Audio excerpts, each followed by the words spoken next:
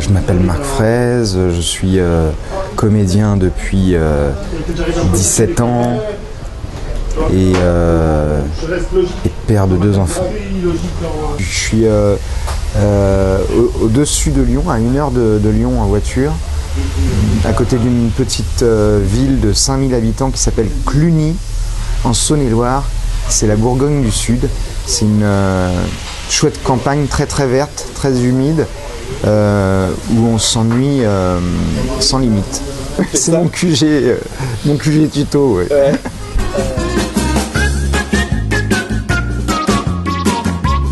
Tout simplement, moi je cherchais une petite pastille parce que c'est une grosse mode que je trouve un peu triste d'ailleurs, mais beaucoup d'humoristes, pour avoir du monde dans leur salle, doivent être présents sur les réseaux sociaux et poster des vidéos. C'est la nouvelle forme de promo qu'ils ont inventée pour nous faire bosser.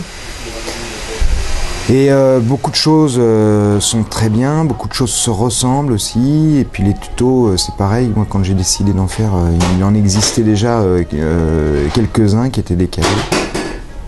Notamment un mec qui hurle, ou je sais plus, qui bouffe, ou je sais plus ce qu'il fait. Enfin, c'est très, très explosif. Et moi, je suis tombé sur un tuto un jour pour changer ma trappe de Twingo. J'ai tapé comme n'importe qui, changer une trappe de Twingo vidéo.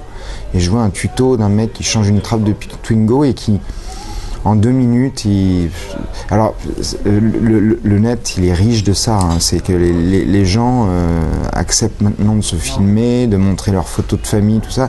Ils se désinhibent complètement, puisque ça passe par l'ordi et qu'on n'est pas en direct devant les gens. Et ils sont spectaculaires. C'est-à-dire que quelqu'un qui change une trappe de Twingo et qui montre que ça fonctionne en la fermant et en l'ouvrant une 20aine de fois, moi c'est dans mon goût. Hein. Donc j'ai dit, ben lui et puis un autre qui l'avait, c'est Caro. J'ai vu du Monsieur Fraise là-dedans. J'ai vu le personnage de Monsieur Fraise, donc je dis, ben, je devrais être capable de faire ça moi aussi. Ça me va bien, mais je suis quelqu'un qui se lasse assez vite, et quand j'ai fait une dizaine de fois travailler le même mécanisme ou la même forme, bah, j'ai tendance à dire bon, bah, passons à autre chose, faisons autre chose. Meilleure manière de me pousser à être un peu créatif, c'est de me dire, quand on me dit ne va surtout pas faire Ruquier, tout d'un coup ça me donne envie. Ouais. Fais des vidéos, quand on me dit fais des vidéos, moi ça me donne pas envie au départ, parce que je suis plutôt quelqu'un qui aime le spectacle. La télé pareil, c'était pas une envie.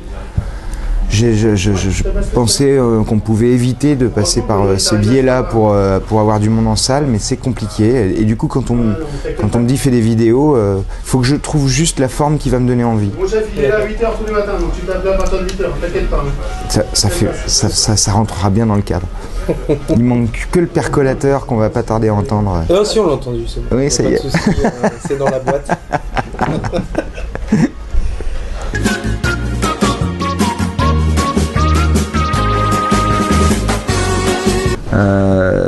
De porter une cravate. Alors là, j'ai porté une cravate quand je travaillais dans l'hôtellerie, et j'ai dit oulala, c'est le début de la fin. Donc il fallait que je trouve un métier sans cravate. Ah, j'ai quand même fermé le polo jusqu'au bout, mais et surtout, donc j'avais 26 ans, j'étais paniqué à l'idée que j'allais faire un métier toute ma vie. J'avais pas aimé l'école.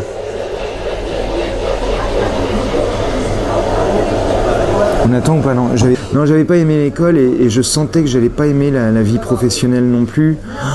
Et voilà, il y a eu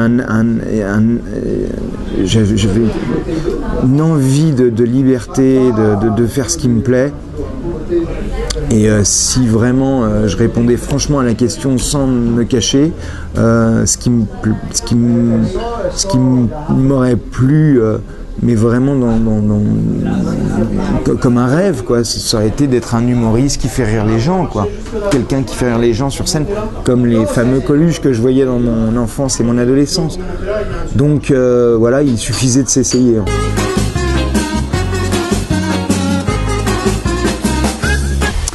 je suis né en région parisienne, mais j'ai commencé mon métier à Lyon. J'étais lyonnais à ce moment-là. J'habite la campagne, mais j'ai toujours tourné en province.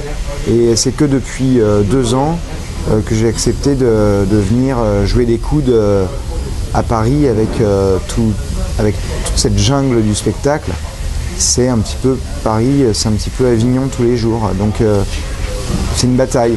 Ça veut dire qu'il faut des moyens économiques que j'avais pas, donc on me les a offerts. Et puis ça voulait dire aussi que au bout de 15 ans de tournée en province, j'avais un besoin de faire d'autres rencontres. Paris, c'est quand même... les gens du spectacle sont là, donc effectivement en province... On rencontre beaucoup d'organisateurs. Alors à part dans les grandes métropoles comme Lyon, tout ça, on baigne pas dans un milieu, on baigne pas dans le milieu du spectacle vraiment. Ici, c'est le grand bain. Et les rencontres, elles sont tous azimuts. Donc ça, c'est un truc que j'aime beaucoup. Non, mais j'ai pas d'aversion à proprement dit ni pour le milieu, ni pour être entouré. Mais je dois être quelqu'un de méfiant et puis je suis un peu long avant de me lancer, avant de dire oui.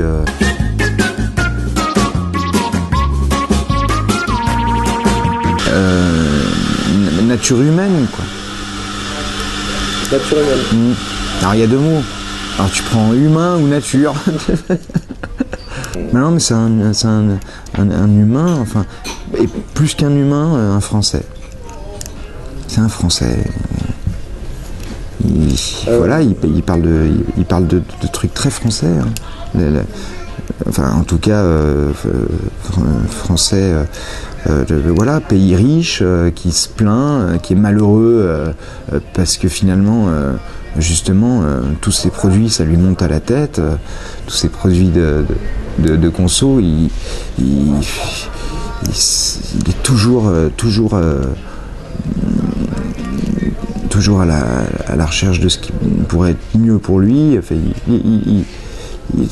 la quête du bonheur permanente, mais puis voilà, ce qui fait passer tout ça, parce que sinon ça en ferait quelqu'un de vraiment triste à regarder, ce qui fait passer tout ça, c'est que il est resté quand même un enfant.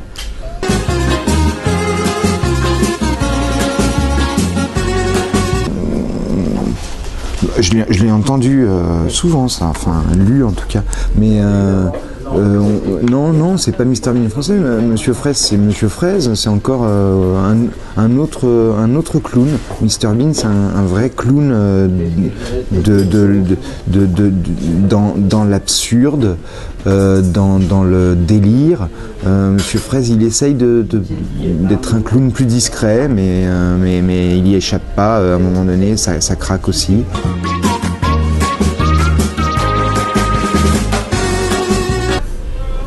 Pas permanent, parce que moi j'aime bien quand les gens se serrent les fesses parce qu'il y a un problème, j'aime bien qu'ils finissent par les desserrer quand même au final. J'avais fait un spectacle comme ça où je les laissais tendus jusqu'au bout. Là ça devient du théâtre, parce que malgré tout, moi mon moteur, comme beaucoup d'humoristes, c'est le rire.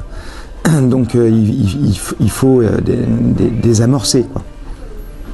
Mais non, pas un malaise permanent. J'aime bien offrir une toute petite palette de possibilités quand même.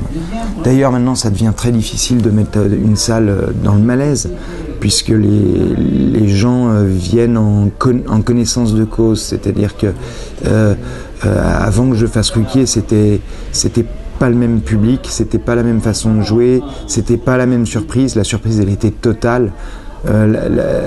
Et du coup j'ai dû adapter mon jeu aussi à ça, c'est-à-dire que quand tu peux plus surprendre parce que ton personnage est déjà un peu connu, en tout cas le public vient pas le découvrir, il vient juste le voir sur scène, il le connaît déjà un peu, et il faut faire d'autres surprises. La surprise que je fais, c'est de faire beaucoup d'efforts, quoi, parce que c'est pas dans mon goût, donc je prends sur moi, quoi, là. Si je peux plus surprendre juste parce que le personnage existe, c'est qu'il va falloir qu'il fasse des efforts. Là récemment, j'ai fait des efforts. Je vais quand même, je vais quand même, j'ai mon accessoire. Enfin, accessoire qui contient quand même pas mal d'autres accessoires. Mais oh, il y a un trampoline. Ouais, mais il est petit. Mais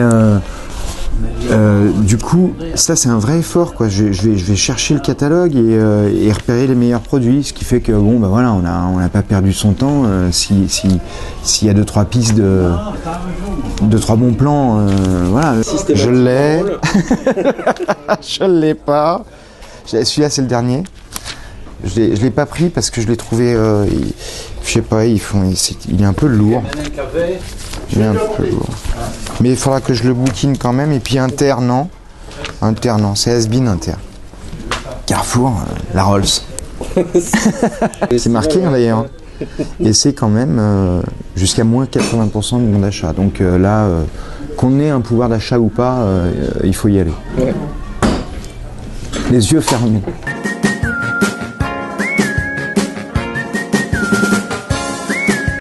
Moi j'aime bien que les gens se posent la question en sortant du spectacle. Qu'est-ce qu'il a fait ce soir vraiment là? Qu'est-ce qui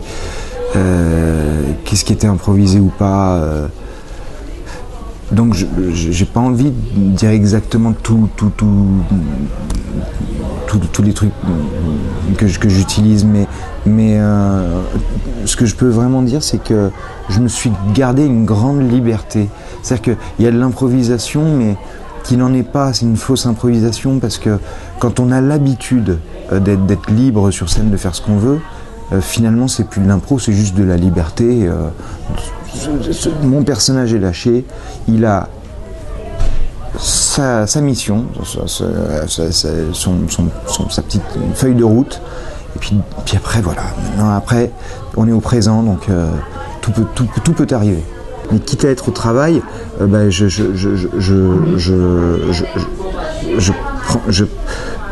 cherche des pistes, quoi.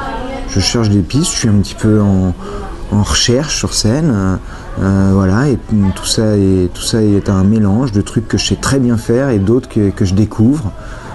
C'est ce qui est les moments les plus intéressants pour moi, c'est quand je suis tout à fait dans mon personnage et que mon personnage me surprend. C'est-à-dire que ah ouais, d'accord, il fait ça. Il est pas gêné.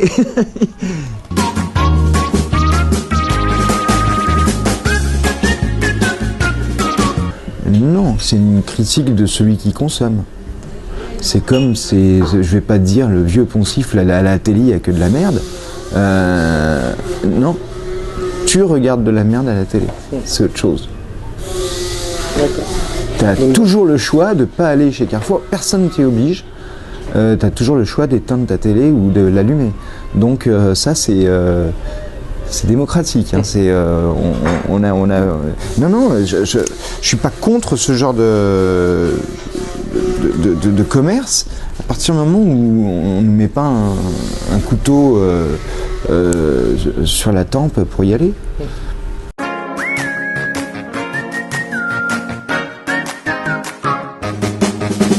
Que j'y suis, mais que je limite la casse. J'y suis, je suis obligé, j'ai des enfants. Si vraiment je voulais pas y être, il faudrait pas habiter en France, parce que ce serait très difficile d'y échapper. Ou alors être de la même manière que dans le film Problemos, se marginaliser et aller au fin fond de l'Ardèche pour vivre avec autre chose. Mais pour moi, j'ai l'impression que c'est un peu mort. Hein, quoique, non, tout est possible. Enfin bon. J'ai pas, pour l'instant, elle me dérange pas, la conso. Je la subis pas. Ouais, je trouve que c'est compliqué. J'ai une veste, j'en ai pas 8. Si j'en ai 8, le matin, je vais me dire quelle veste je mets. Et c'est déjà une question de trop, quoi. Et puis ça marche pour tout. Hein. Plus le frigo est plein, plus il faut le vider. Et puis c'est plein de manipulations, tout ça. Enfin, il faut ranger dans les placards, ressortir, trier le carton. C'est sans fin.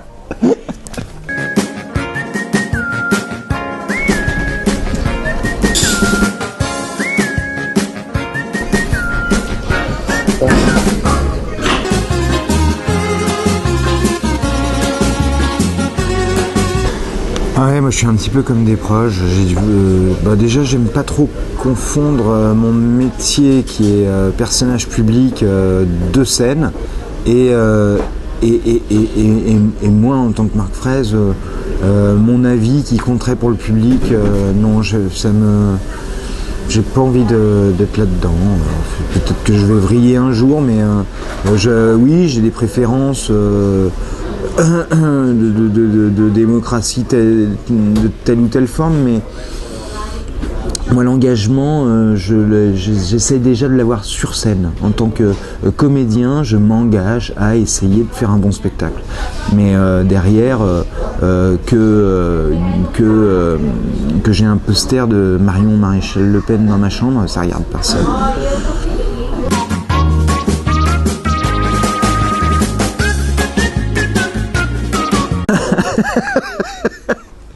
Après, s'il y a du pognon à se faire.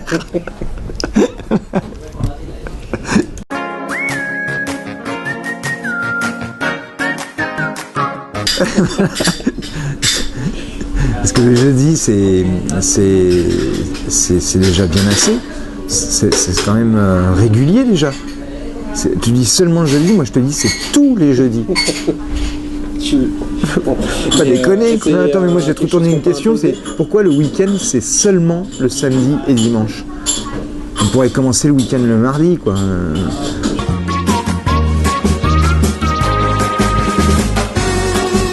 Bah, ce sera pourri parce que je serai épuisé. J'aurai plus l'énergie déjà. Et puis j'ai pas du tout envie de vivre que pour mon métier. C'est hors de question.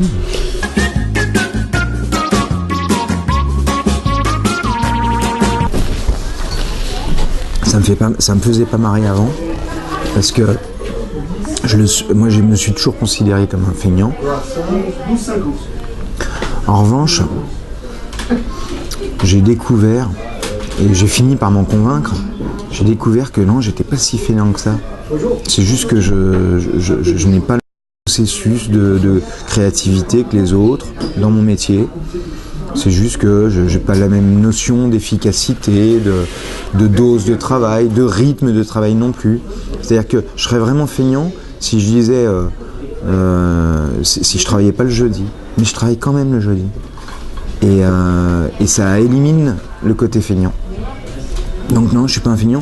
Maintenant, ceux qui croient que je suis un feignant ou qui me taxent d'être un feignant, écoute, ils m'amusent. Parce qu'eux, ils doivent bosser 5 jours par semaine en se faisant sûrement très plaisir. Mais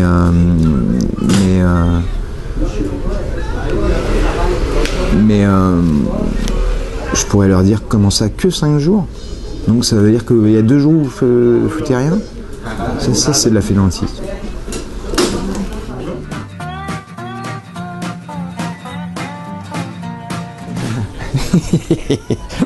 Ah si, pourquoi pas. Ouais, c'est une jolie image.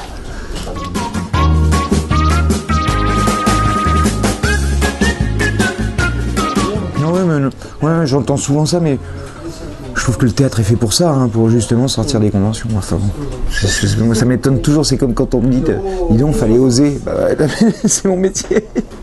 Si le comédien qui ose pas, qu'est-ce qu'il fait alors? Il récite, je sais pas, il vient faire quoi? Faut oser. Oser être comédien déjà, c'est tellement prétentieux comme métier, donc derrière, voilà, il faut continuer à oser plein de choses.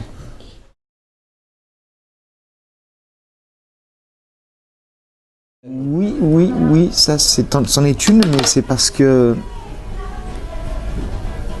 c'est quand même beaucoup lié au premier passage chez Ruquier. Parce que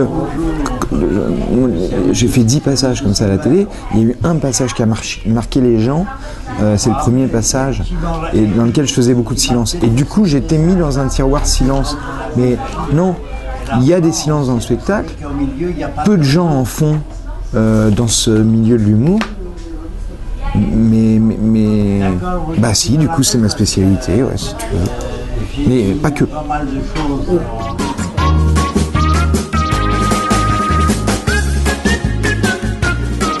fait, je sais pourquoi je suis un peu sur la défensive là-dessus, c'est que lorsqu'on m'a catalogué un peu comme l'humoriste du silence, c'était très gratifiant pour moi parce que moi, effectivement, je trouve que le silence, il n'y a pas plus parlant que beaucoup de silence. En revanche, plein de gens se sont dit « Ouh là là, c'est un spectacle silencieux, ça va être comme ça tout le long ». Et du coup, ça m'a un petit peu desservi parce que beaucoup de gens se disent « Oh non, c'est pour faire 1 heure de silence ». Or, c'est pas du mime non plus. Voilà, ils ont confondu silence et mime, les gens, je sais pas. Enfin voilà, j'ai peur que ce tiroir dans lequel on m'a mis dissuade le public de venir me voir. Mais en fait, non.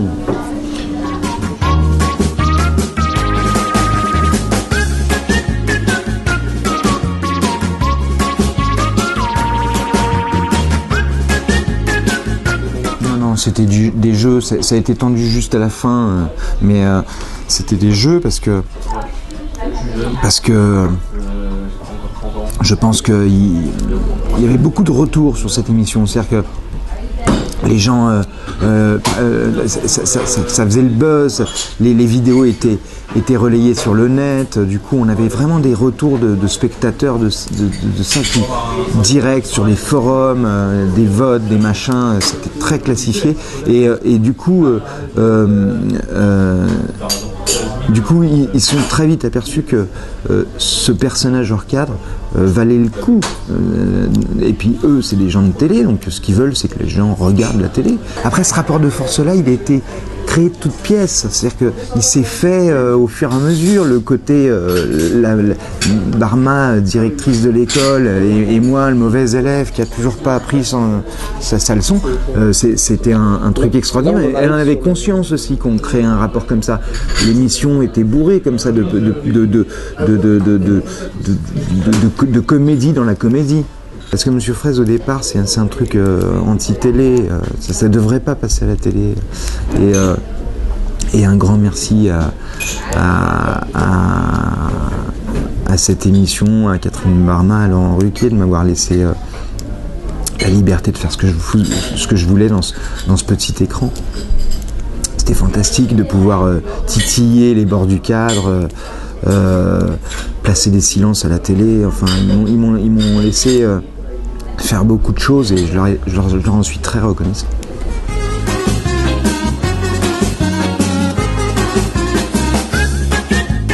Au moment où ils me mettent une volée de bois vert, clairement là vraiment c'est le coup de règle sur les doigts, hein. C'est plus l'index, c'est bam. Au moment où ils me font ça, ils me disent quand même bah, t'es interdit d'école tant que t'as pas travaillé. Et je réalise moi dans ma tête donc que je vais partir en vacances. Donc moi je suis bien en fait. C'est juste que je joue. C'est juste qu'ils m'ont surpris d'être aussi violents. Et ils étaient pas fins là. C'était une fin un peu houleuse. C'est pas traumatisant non plus. Pour l'ego, ça peut faire mal, mais sinon, c'est pas plus que ça, quoi. Je veux dire, on ressort pas avec des blessures indélébiles ou des cicatrices de cette émission si ça s'est mal passé. On joue le jeu de dire voilà, moi je vais voir si ça marche pas. Si ça marche pas, on était prévenus, on sait ce que c'est cette émission au départ. Donc libre à nous, même histoire qu'à la télé et Carrefour, libre à nous d'y participer ou pas. Moi je m'étais un petit peu lassé de l'émission. J'avais fait 10 passages, ça avait duré 1 an. J'étais déjà dans un début d'habitude, quoi. Et je voulais pas forcément y rester, j'étais pas parti pour ça. Donc il y avait pas de problème. Mais la fin aurait pu être plus rigolote. Exactement.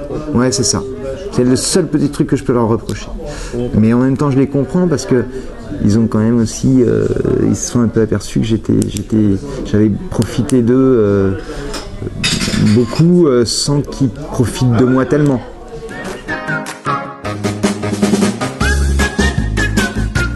Je suis devenu un peu après, pas fan, mais friand de voir tous ces gens descendre ces escaliers en rêvant d'une qualification. Et pour certains, des grands naïfs, tu vois. Et voilà, je suis tombé un petit peu addict de l'émission. Et puis en y participant, j'avais quand même des copains, des collègues qui passaient là-dedans. Donc je guettais les passages des uns et des autres. Mais effectivement, non, au départ, la télé qui récupère le spectacle, je dis ah non, dommage, le spectacle doit rester dans les salles, sinon il n'y a plus de raison d'aller au spectacle, si on le voit à la télé.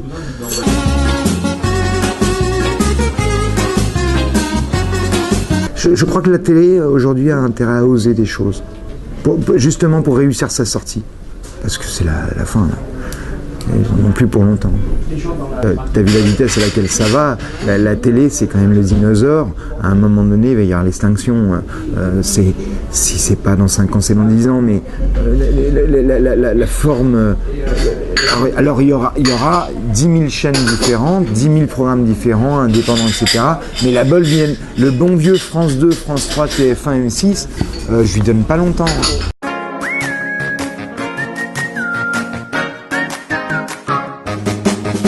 Je me suis senti d'abord débuté parce que c'était mes tout premiers pas.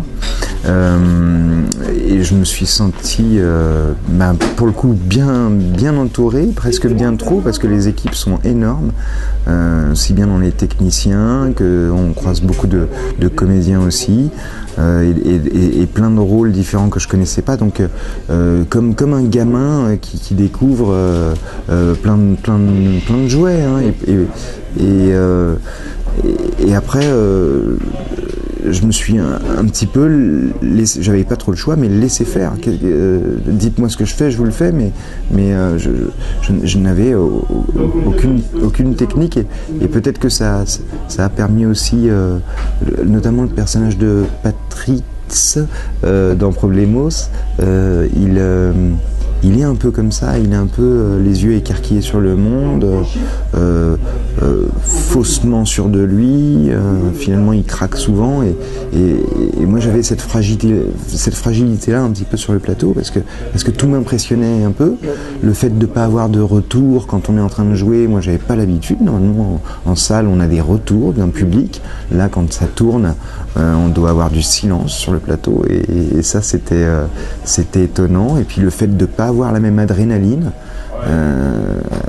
et de devoir être prêt à tourner toute la journée, c'est encore une autre appréhension du jeu, quoi.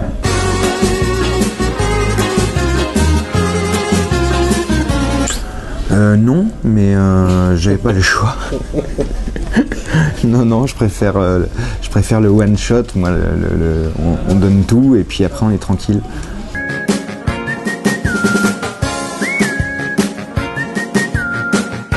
Et si, j'en ai eu des bons, ouais, c'était hyper étonnant. De toute façon, j'ai toujours été surpris par les succès que j'ai pu avoir, et en salle et ailleurs. Pareil, j'ai trouvé. Je suis marié et j'ai trouvé une femme. Je pensais pas du tout avoir la chance d'avoir une si jolie femme dans la vie. Donc, bon, elle est pas intelligente, mais déjà jolie, c'était déjà. Ouais, oh là là.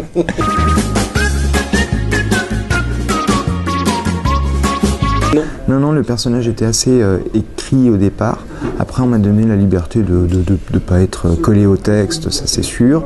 Et Eric Judor m'a aussi donné beaucoup de pistes. Presque trop, parce que j'avais beaucoup de choix de manière d'interpréter ce personnage. Mais il se trouve que Eric était venu me voir déjà 2-3 fois en salle, et qu'il savait déjà ce qu'il avait envie de prendre dans mon jeu. Je crois assez fan de Monsieur Fraise, et il a récupéré des petites choses comme ça pour construire ce personnage de Patrice, qui n'est pas Monsieur Fraise, mais qui a un petit ADN quand même.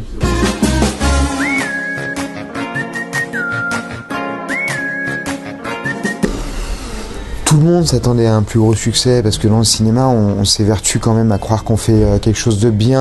On est en bande, on est une troupe, donc tout le monde a envie que ce soit réussi et que le public adhère. Après, il y a plein de facteurs qu'on comprend pas dans le cinéma, mais c'est une déception pour moi qui est double.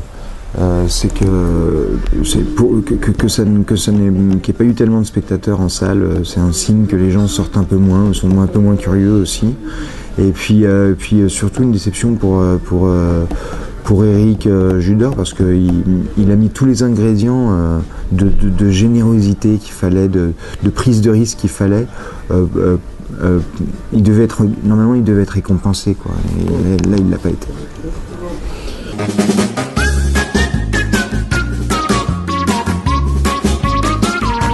Donc ouais, il va sortir mi-septembre. Je crois que ça va être une chouette comédie. Encore une fois, le réal, même Michel Hazanavicius, il sait de quoi il parle, il chiade son dossier. Enfin, on sent que c'est un vrai pro. J'ai eu beaucoup de plaisir à être dirigé par ce mec qui est pointilleux, et la scène dans laquelle je tourne, c'était un vrai beau cadeau parce que alors lui il est venu me voir en salle aussi et il m'a offert ce petit cadeau là de me faire tourner dans ce film. Je suis dans une 404 avec les 4 personnages principaux du film et je suis dans le silence. Et c'est, paraît-il, la scène comique du film, quoi, la scène où tout part un peu en sucette, on roule longtemps de Cannes à Paris dans cette bagnole où il y aura plein de tensions, et voilà, je crois que ça va être une très chouette scène.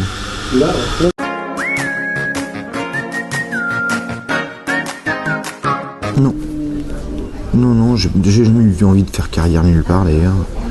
Non, je prends ce qui vient, j'ai pas de plan.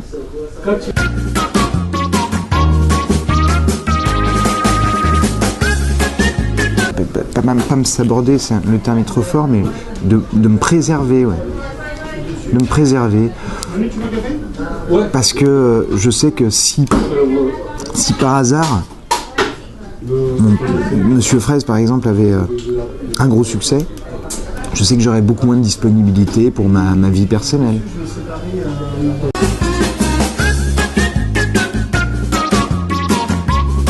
Honnêtement, j'en sais rien. Si je vais tomber dans la coke, j'en sais rien. J'en sais rien, on verra. Je me fais confiance parce que depuis que je fais ce métier, j'ai des appréhensions, mais j'ai toujours aussi un petit peu le bon feeling.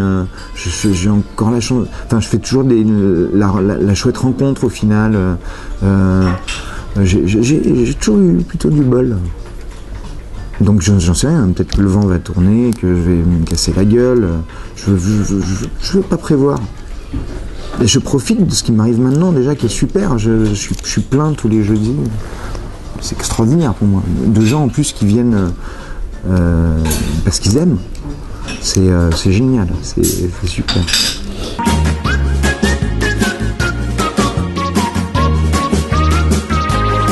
Non, j'ai l'impression d'être un moment où je suis à feu doux depuis le départ et où là, il commence à y avoir des petites bulles.